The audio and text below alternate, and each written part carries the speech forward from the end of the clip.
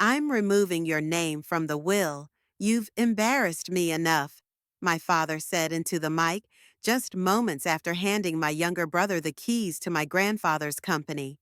The crowd clapped. My hands, they were shaking under the table, not because I was scared, but because I knew something they didn't. Subscribe, share if you've ever been stabbed in the back by your own family. What happens next will leave you speechless. The dinner hall went silent for a second. Then laughter echoed like thunder. My uncle clinked his glass, saying, "Finally, the smart son gets what he deserves." My mother gave me that fake smile, the one she always used when she pretended to be proud. My brother stood next to my father, smug, confident, holding the property file like he just won a trophy. They thought I'd be crushed. They thought I'd break down, maybe even leave the hall in shame, like I did 5 years ago after Dad called me a useless dreamer. But this time, I didn't move. I just looked at the lawyer and smirked, because he wasn't their lawyer anymore. Last week, without telling anyone, I bought out Dad's law firm. Not just hired a new lawyer. I owned the entire place now, including the man standing in front of them. The real will wasn't in that file. The real will was locked in a safe with my signature on it, and it told a very, very different story. But I stayed quiet because silence was always my weapon, and I wanted to see just how far they'd go before the truth crushed every single one of them. The lawyer opened the file slowly, like he was building suspense in a courtroom drama. My father grinned, tapping Ryan on the back. "You earned this, son," he said loud enough for everyone to hear. "Unlike your brother, you actually did something with your life." I didn't blink. I didn't flinch, because I knew what was coming. The lawyer cleared his throat. "Mr. Collins, before we proceed with the property transfer, there's a legal complication." You could hear the silence stretch across the hall like a wire pulled tight. My father frowned. "What complication?" The lawyer hesitated, then looked at me. "This should have been discussed in private, but since you wanted it done publicly." He reached into his briefcase and pulled out a second file, thinner, sealed, with my name on the cover. I could see my father's jaw lock. "What is that?" The lawyer spoke clearly, his voice calm but cutting. "This is the actual will. Your father, the original Mr. Collins, updated it before his passing, quietly, legally, and he left very specific instructions." My father's face turned red. "That's impossible. I have the final version." The lawyer didn't look away. "With respect, the document you're holding is invalid. It was overwritten by this one, which names your elder son." He turned to me, "as the primary heir." You could feel the air collapse from the room. My brother's face dropped. My mother's wine glass slipped from her hand and shattered. My uncle muttered, "No way. This is a joke, right?" But it wasn't a joke, because 3 years ago, after my grandfather saw how my father was running the business, the lies, the ego, the corruption, he contacted me directly, told me he didn't trust anyone else. He'd secretly met with my lawyer, rewrote his will, and put everything in my name. But with one condition: stay silent until the perfect moment. And tonight, this was that moment. My father lunged forward. "This is fraud. He manipulated the old man." But the lawyer had proof: video recordings, signatures, witnesses.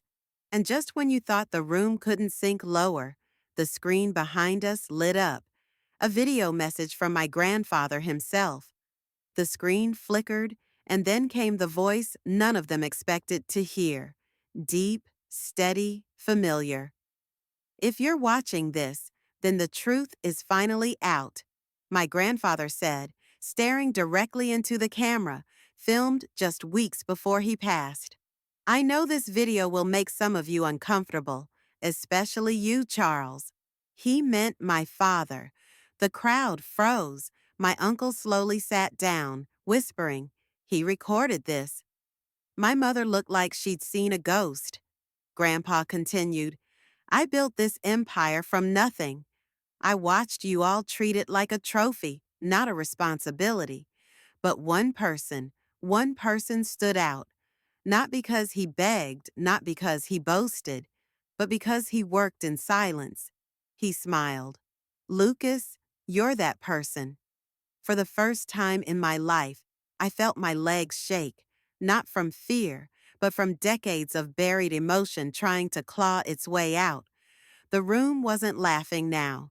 I've transferred full ownership of the company's shares, my estate, and all remaining assets to Lucas.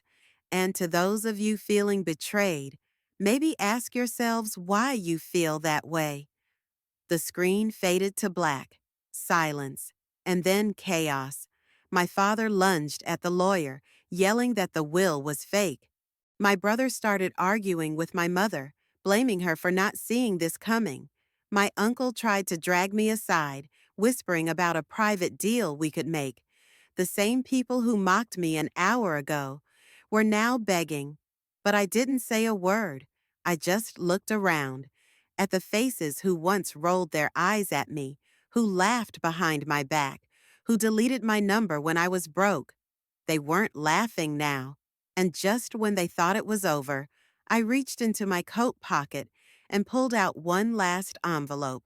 I dropped it on the table. Everyone stared. "This," I said calmly, "is the part you'll really hate."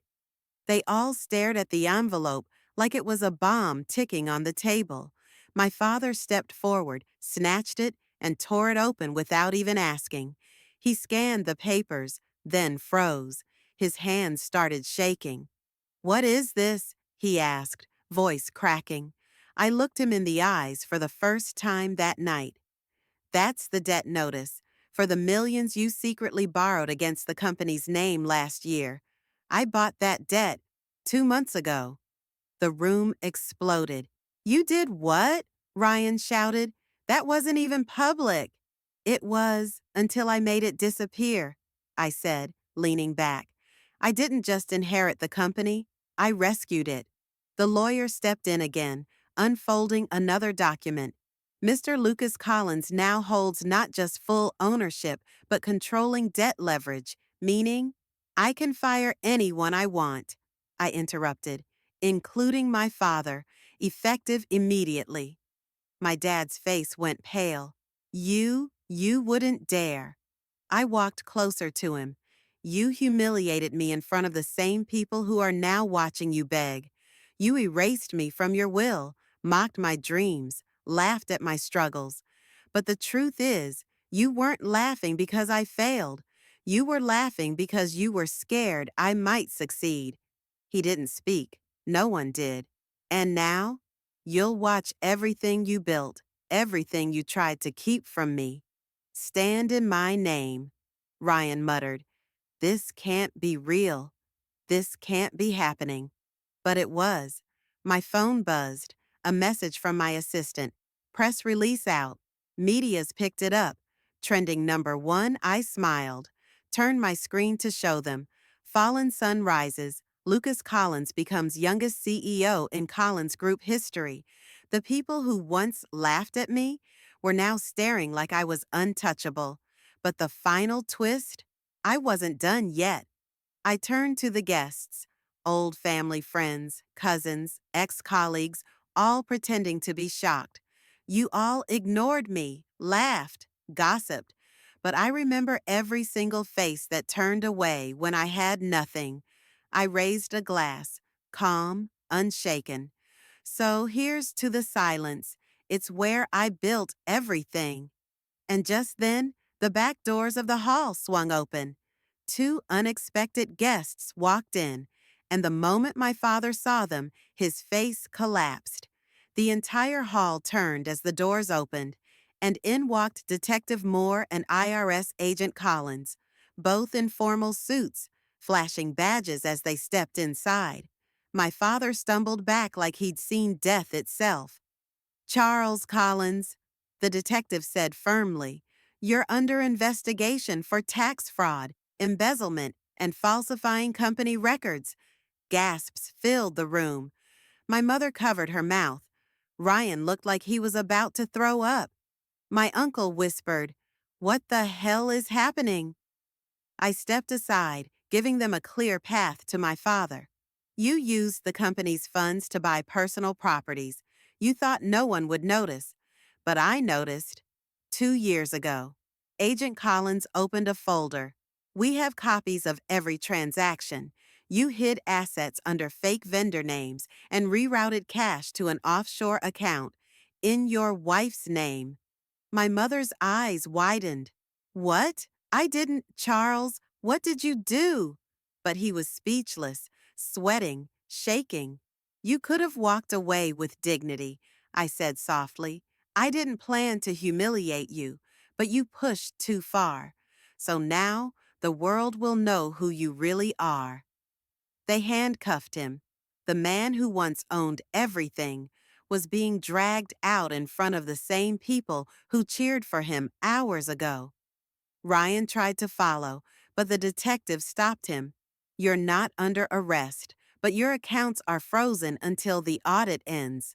Lucas, please, he begged, but I didn't even look at him. Instead, I turned to the crowd, raised my glass again, and smiled. I came to this dinner as the disappointment of the family. I'll leave it as the only one who still has a family name worth saving. A pause. Then someone clapped. Then another and another. Until the whole room, the same people who mocked me, dismissed me, laughed at me, were now on their feet, applauding the very person they once ignored. As I walked out, I didn't look back. I didn't need to, because the boy they buried came back as the man they couldn't touch. And that was always the plan. Like, subscribe. Share this story if you believe revenge is best served